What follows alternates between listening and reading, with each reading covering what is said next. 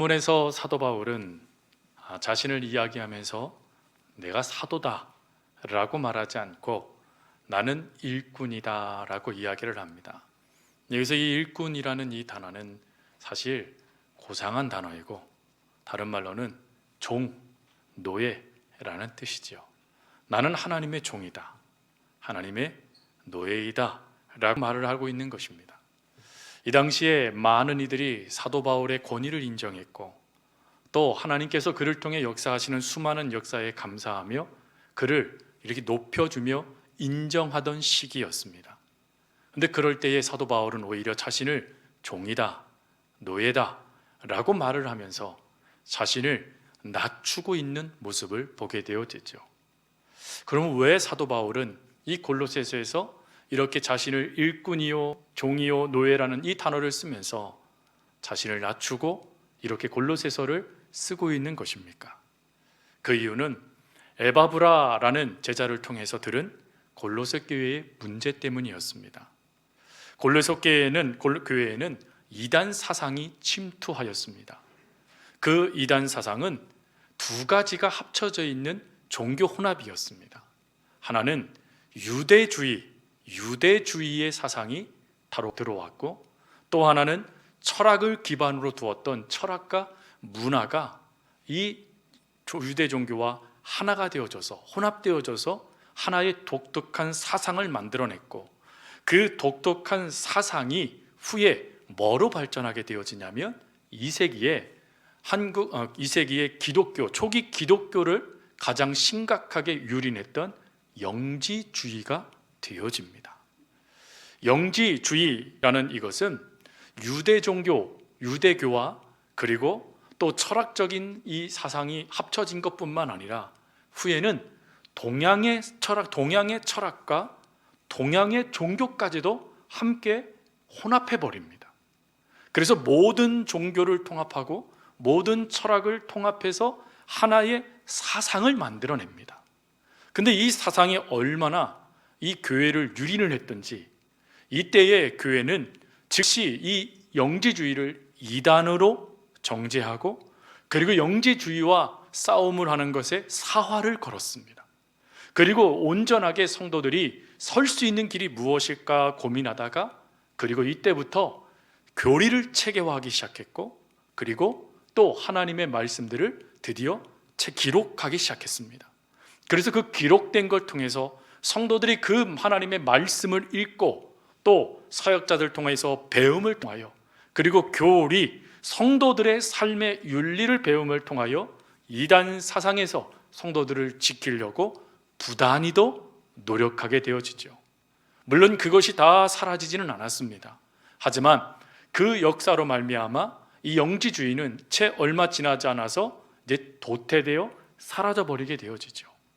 근데 이 영지주의가 이렇게 그 당시의 교회들을 무너뜨릴 정도의 사상으로 가득되어 있는 이단 사상이었다면 이것이 막 태동할 때는 어떠한 역사가 일어날지 우리도 이미 미루어 짐작할 수 있게 되어지죠. 더군다나 골로새 교회는 사도 바울에 의해서 개척된 교회입니다. 태동한 지 얼마 되지 않았습니다. 그러니 그 개척되지 않은 얼마 지나지 않은 이들 그리고 그 구성원들이 대부분 헬라의 문화 가운데 있었던 이들이다 보니 쉽게 헬라의 철학과 사상이 오히려 하나님의 말씀보다 익숙할 수 있었다라는 것이죠. 그래서 더 쉽게 그 골로새 교회가 이 영지주의의 그 가장 중요한 이 사상이 막 태동할 때 그 사상 가운데 너무나 쉽게 무너질 수 있었다라는 것입니다. 그래서 사도 바울은 그러한 역사들이 나타나기 전에 이 문제가 더 확대되어 교회가 사라지기 전에 이 문제를 해결하고자 쓴 편지가 골로새서입니다. 그래서 골로새서에서는 가장 중요하게 다루고 있는 몇 가지 주제들을 언급하는데 그 중에 하나가 나는 누구인가에 대한 것을 질문하고 두 번째가 그 나는 누구인가인 내가 누구인지를 깨달았다면 그 깨달음 가운데 나는 무엇을 붙잡아야 되는가 하는 복음에 대한 말씀을 줍니다. 그래서 성도의 윤리를 주지요. 즉 교리를 주고 있는 것입니다. 오늘 그 모든 것들을 우리가 아우르기 전에 오늘은 가장 중요한 첫 번째 나는 누구인가에 대한 것들을 살피게 될 것입니다. 그러면 나는 누구인가를 그것도 모르는 골로새 교회였을까요? 아니었습니다. 골로새서 1장 4절부터 6절 말씀에 가보면 골로새 교회는 정말 칭찬받는 교회였어요. 우리 같이 한번 읽어볼까요? 시작. 이는 그리스도 예수 안에 너희의 믿음과 모든 성도에 대한 사랑을 들었으며 너희를 위하여 하늘에 쌓아둔 소망으로 말미암음이니 곧 너희가 전에 복음 진리의 말씀을 들은 것이라. 이 복음이 이미 너희에게 이름에 너희가 듣고 참으로 하나님의 은혜를 깨닫는 날로부터 너희 중에서와 같이 또한 온 천하에서도 열매를 맺어 자라는도다. 아멘. 여러분, 골로새 교회가 태동한 지 얼마 되지 않았지만 놀라운 것은 복음을 듣고 그 복음에 합당한 삶을 살아감을 통하여 열매를 맺는 교회였다라는 것입니다. 사랑도 있었습니다. 소망도 있었습니다. 그리고 하나님께 쌓아둔 그 소망을 가지고 그 모든 고난 가운데 견딜 줄 아는 교회였다라는 것입니다. 또요, 2장 5절 말씀에 이렇게 되어 있습니다. 이는 내가 육신으로는 떠나 있으나 심령으로는 너희와 함께 있어 너희가 질서 있게 행함과 그리스도를 믿는 너희의 믿음이 굳건한 것을 기쁘게 봄이라. 믿음도 굳건하게 세워져 있었다라는 것입니다. 믿음도 바르게 세워져 있었지요. 복음도 붙잡고 있었지요. 영적인 열매들도 맺히고 있었지요. 얼마나 귀합니까? 그러나 그럼에도 불구하고 이단을 무시해서는 안 된다는 것입니다. 여러분, 그 이단을 무시해서는 안 된다는 것은 사도 바울이 너무 절실하게 깨닫고 있었어요. 사실 그가요, 이단 중에 괴수였지 않습니까? 그는 예수 그리스도를 믿는 이들을 잡아 죽이는데 으뜸이었습니다. 한 사람의 으뜸이 다른 나라에까지 가서 예수 믿는 사람들을 잡아 죽이려고 달려드는 우두머리가 될 정도였습니다. 즉, 한 사람이 잘못되어 그 잘못된 사상을 자신처럼 목숨을 다하여 가르치기 시작하고 전하기 시작하면 누구나도 쉽게 넘어질 수 있다는 것을 사도 바울은 알고 있었습니다. 그래서 믿음 안에 서 있는 이 골로새 교회가 무너지지 않도록 조금씩 틈이 발생되어져서 그들 속에 영적인 하나님의 은혜의 말씀들을 놓치고 그 영적인 병이 들지 않게 하기 위해서 사도 바울은 즉시 이야기를 듣자마자 편지로 그들에게 권고합니다. 그 권고하는 것 중에 첫 번째가 바로 일꾼에 대한 것입니다. 즉, 나는 누구냐 하는 것이죠. 사도 바울은 자신을 향하여 분명히 말합니다. 나는 일꾼이다 라고 말이죠. 그리고 다른 복음서에서는 나는 그리스도의 종이다 라고 이야기를 해요. 종, 일꾼이라는 이 생각, 이 믿음이 가장 중요하게 먼저 갖춰야 될 자세라는 것입니다. 왜 그렇습니까? 내가 누군가 하는 것에 대하여 공격해 들어오는 것이 이단의 사상이기 때문에 그래요. 여러분, 우리들도 신앙적으로 병이 들 때가 언제입니까? 너무나도 쉽게 알 수 있는 것은 내가 하나님 안에서 어떤 자인지를 놓칠 때입니다. 내가 하나님 안에서 어떤 자인지가 내가 분명하게 확신하고 그 믿음 가운데 서 있을 때는 세상에 어떤 것이 다가오고 어떤 이야기를 들어도 흔들리지 않아요. 혹 흔들린다 한들 할지라도 다시 제자리를 찾습니다. 그런데 내가 누군가라는 것에 대하여 모든 것이 무너져 버리면 아주 자그마한 조약돌에도 물에 그것이 던져지면 그것이 파동이 치는 것처럼, 물결이 치는 것처럼 우리 심령을 물결을 치다가 거기에 사단이 바람까지 더해버리면 파도가 되어 우리를 잠식시켜 버리게 된다라는 것이죠. 그래서 바로 사도 바울이 오늘 우리들에게도 들려주시는 이 말씀을 통해서 하나님께서 오늘 우리들을 일꾼으로 부르시고 하나님께서 우리를 자녀로 부르셨다라면, 그렇다면 그 안에서 나는 어떠한 모습으로 서야 되는 것인가, 나는 누구인가 라는 것에 대한 답을 주고 있는 사도 바울의 말씀을 붙잡으면서 그 나는 누구인지를 깨달았던 내가 어떤 삶을 살아야 되는가에 대한 답을 함께 듣기를 원합니다. 오늘 그 첫 번째가 자기 사명을 아는 자가 바로 우리여야 된다라는 것입니다. 즉 일꾼은 사명을 아는 자들이라는 거예요. 오늘 우리가 함께 읽은 25절에 이렇게 돼 있죠. 내게 주신 직분을 따라 라고 말입니다. 여기서 이 직분이라는 이것은 다른 말로 뭐라고 번역되어져 있냐면 임무, 사명이라는 단어로 기록되어져 있습니다. 즉 하나님께서 사도 바울에게 임무를 주셨다라는 거예요.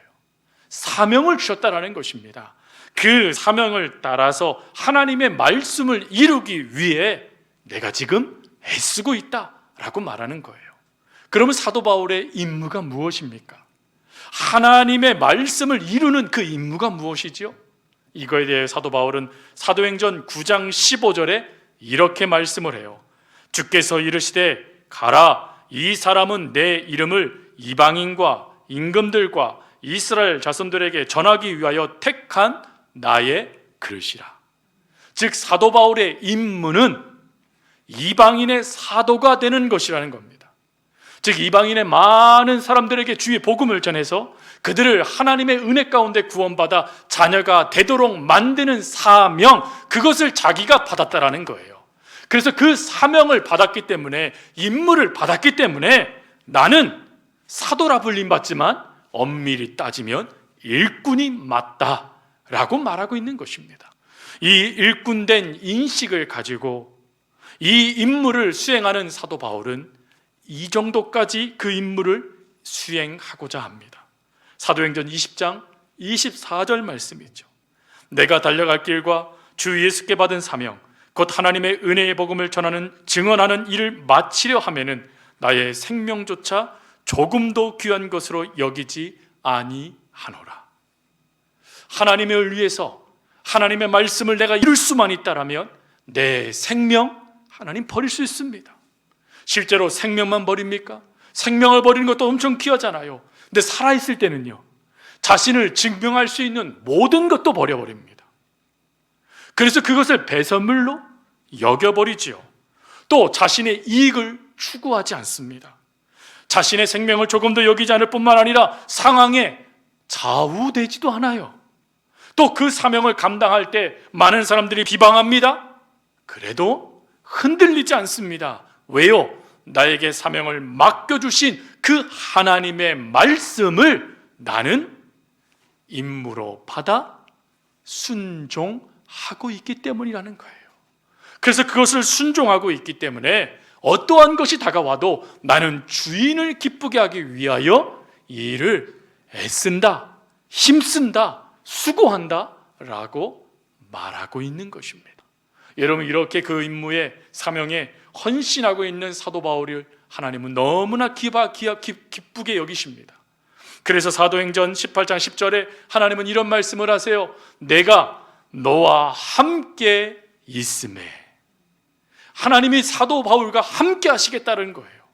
여러분, 사도 바울과 함께 하시니까 어떤 일이 발생됐습니까? 뱀이 사도 바울을 물어도 소용없습니다. 광풍이 사도 바울을 삼키려고 그를 며칠 동안 바닷가운데 내몰아도 그는 익사당하지 않아요.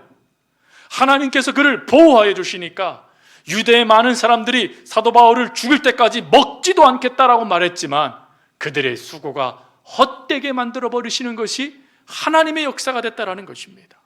이 모든 것들이 바로 하나님이 함께 하심으로 말미암아 되어지는 은혜였다라는 거예요. 성도 여러분, 오늘도 하나님께서 우리와 함께 하시잖아요. 그러면 우리가 하나님과 함께하는 백성으로서 하나님께서 우리를 일꾼으로 부르셨다라는 걸 모두가 다 안다라면 우리에게 맡겨진 임무는 어찌해야 되겠습니까? 하나님께서는 우리 각 사람마다 구체적인 하나님의 은혜와 복을 더하십니다. 대사명이라는 증인된 삶을 요청하시면서 그 대사명을 이루기 위하여서 오늘 우리들에게 각기 맡겨주신 임무들이 있다라는 거예요. 어떤 이는 그 임무가 음악일 수도 있습니다. 어떤 이는 그 임무가요, 수에 밟기 때문에 회계의 업무일 수도 있습니다. 어떤 이들은 아이들을 너무 사랑하기 때문에 아이를 다스리는 교육의 임무가 될 수도 있고, 어떤 이는 분쟁의 자리마다 가면 그것을 조정해 주기 때문에 조정자의 임무가 될 수도 있습니다. 어떤 이는 손만 대면 모든 것을 고치기 때문에 모든 것을 교회를 돌아보며 관리하는 관리가 될 수도 있고, 또 어떤 이는 사람들에게 감동을 주면서 그들을 이끌어 주시기에 그들을 통해서 구역을 이끌어가는 리더가 될 수도 있습니다. 또 어떤 이는 음식만 만들면 너무 맛있는 음식을 만들어서 성도들을 대접하는 그 위치 가운데 그 임무를 받을 수도 있습니다. 여러분, 우리 모두는 다 하나님으로부터 다양한 임무들을 받았습니다. 그 임무들을 받은 우리들에게 사도 바울이 요청하는 것이 무엇입니까? 그 일을 하나님이 함께 하심으로 이루어질 줄 테니 온전한 일꾼이 되라 라는 것입니다. 하나님이 역사해 줄 테니 그 일 감당해라 라는 것입니다. 여러분이 하나님의 일을 감당하는 것과 이단 사상을 물리치는 것이 무슨 차이가 있습니까? 무슨 그것이 상관이 있길래 이 사도 바울이 이 이야기를 할까요? 그것은 지금 내 정체성이 분명해지면, 하나님의 은혜 안에 하나님이 나에게 맡겨주신 것이 무엇인지가 분명하게 깨달아지면, 사단이 어떻게 역사하든 이단이 어떻게 우리를 유혹하든 우리는 넘어지지 않고 그 길을 끝까지 걸어갈 수 있기 때문입니다.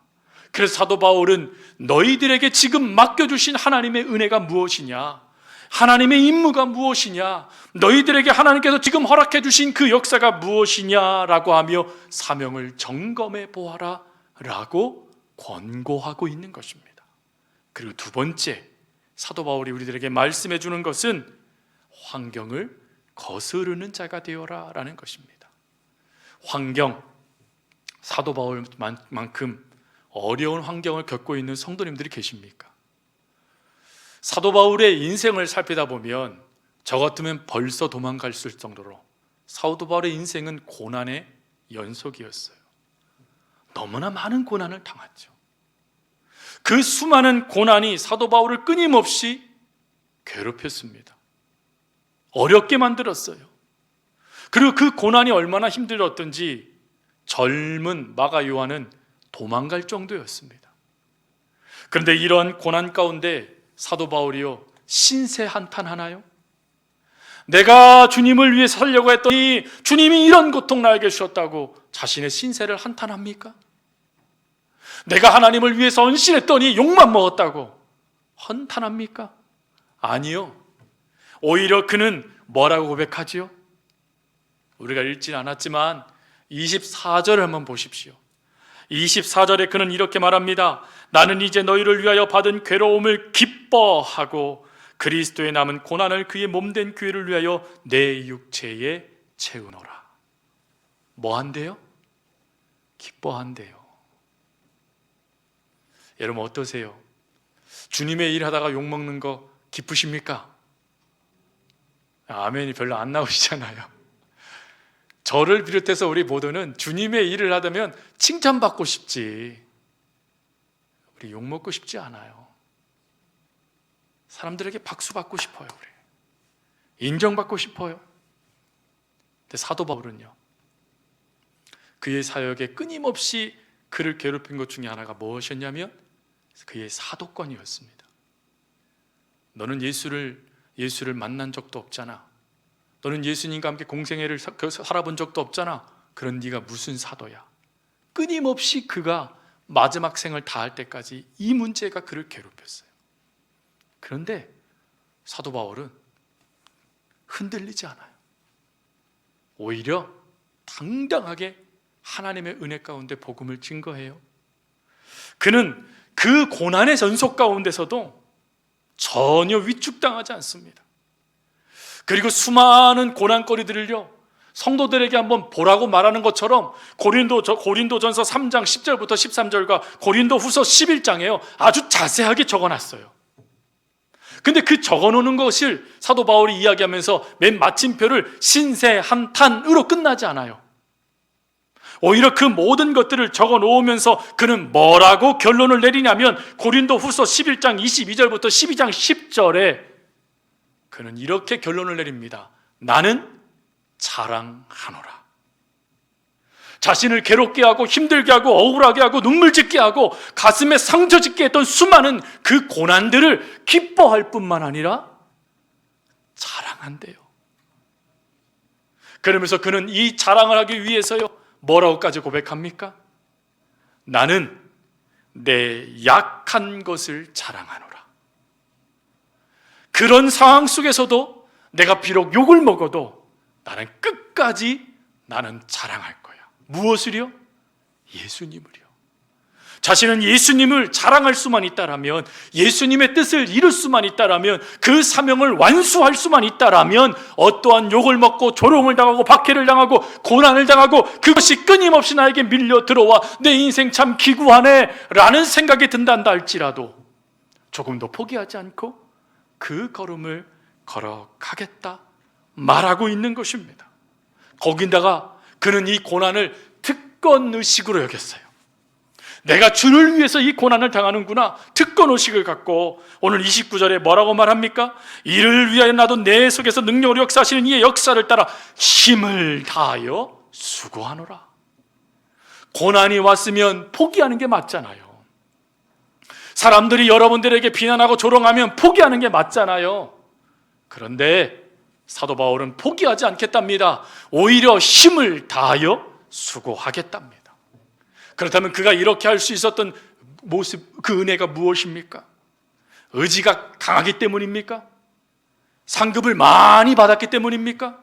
물론 상급은 많이 받았을 것 같아요. 그런데 그의 현실의 삶에는 그는 배고팠어요. 굶주렸습니다, 여러분. 자비량 선교사였어요.